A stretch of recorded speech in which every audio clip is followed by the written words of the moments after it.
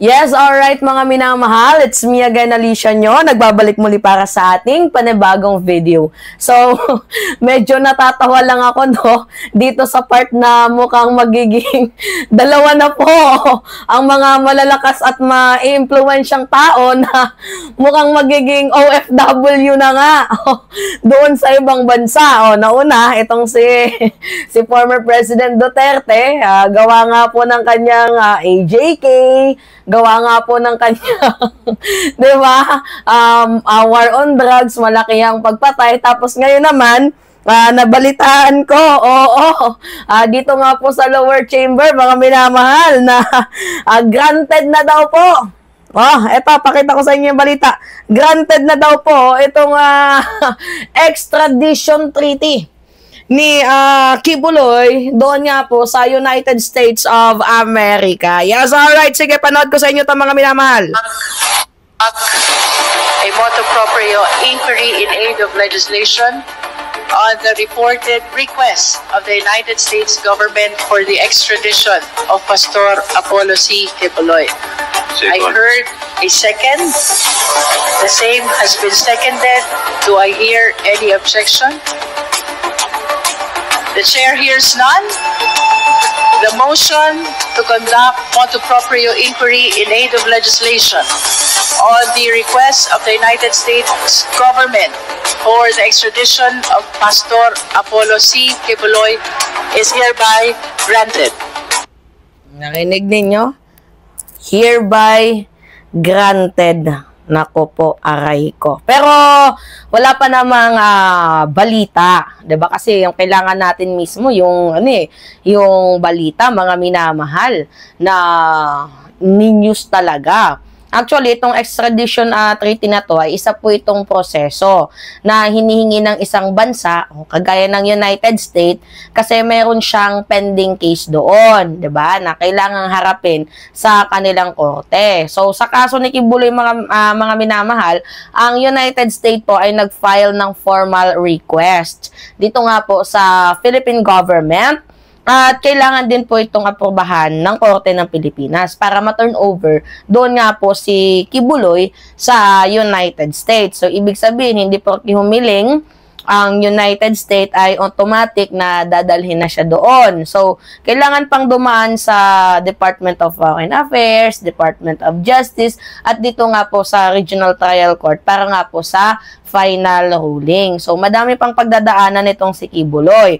Kasi ang daming kinaso sa kanya ng US federal indictment, 'di ba? So sangkot siya sa issue ng sex trafficking. Ng mga babaeng miyembro ng simbahan, smuggling of cash papunta sa United States gamit ang private jet. Tapos harassment at manipulation, ng kanyang mga followers.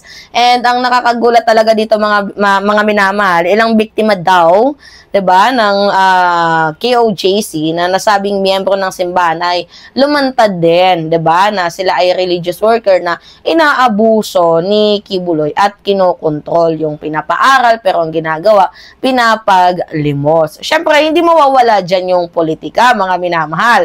May ilang mga nagko-comment, 'di ba? Kaya nga natawa nga ako na itong si Kibuloy, 'di ba, kaalyado ni Digong. Ito naman si Digong nakulong doon sa United States. Ngayon, ito yung nakakatawa. Mukhang parehas na silang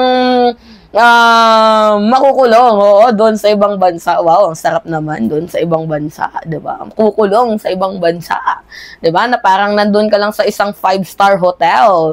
So, meron na mga nagsasabi na persecution daw ito na ginagawa ng admin, which is mali.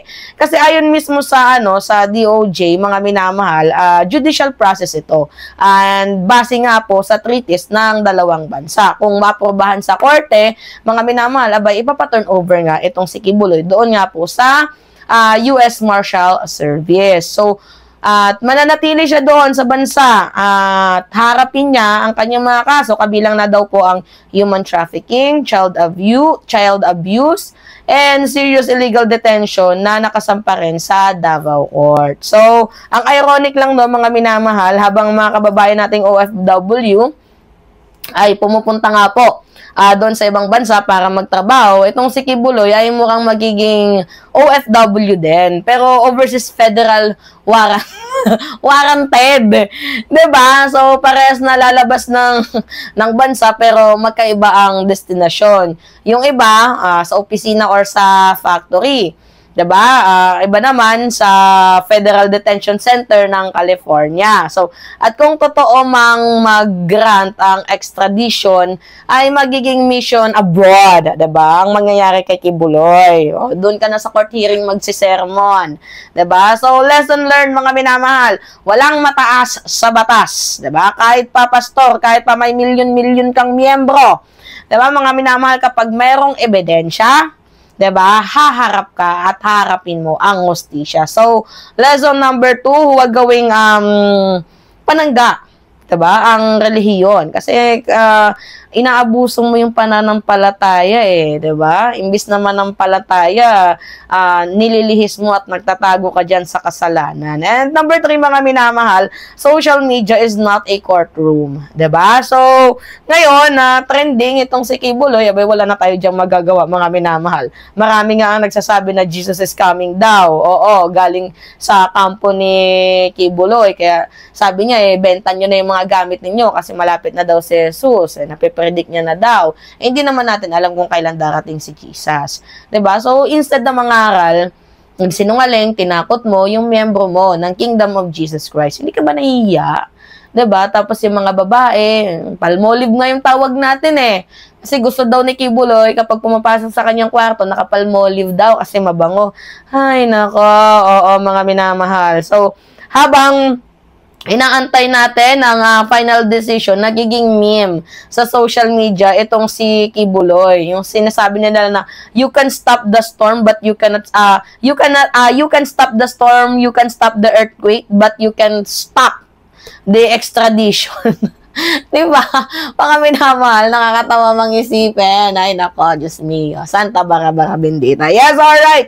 So, pahingi lang ako ng comments, likes, and share, mga minamahal. And also, don't forget to click the subscribe and always hit notification bell for more update. At dito nga po sa ating mga kababayan sa Team Replay, wag niyong kalilimutan na i-click ang subscribe. Syempre yung like din, yung notification bell. Maraming salamat sa patuloy ninyong pagsuporta, sa walang sawang pagtangkilik ng ating channel. 'Di ba mga minamahal? At dito nga po sa walang sawang pagsuporta ninyo. So, hiling ko na sana dumami pa tayo dito at i-share nyo itong video natin para lumaganap ang ating mensahe. Alright? So, I think matutuwa kayo sa balitang to. Yun lamang at ingat mga kababayan!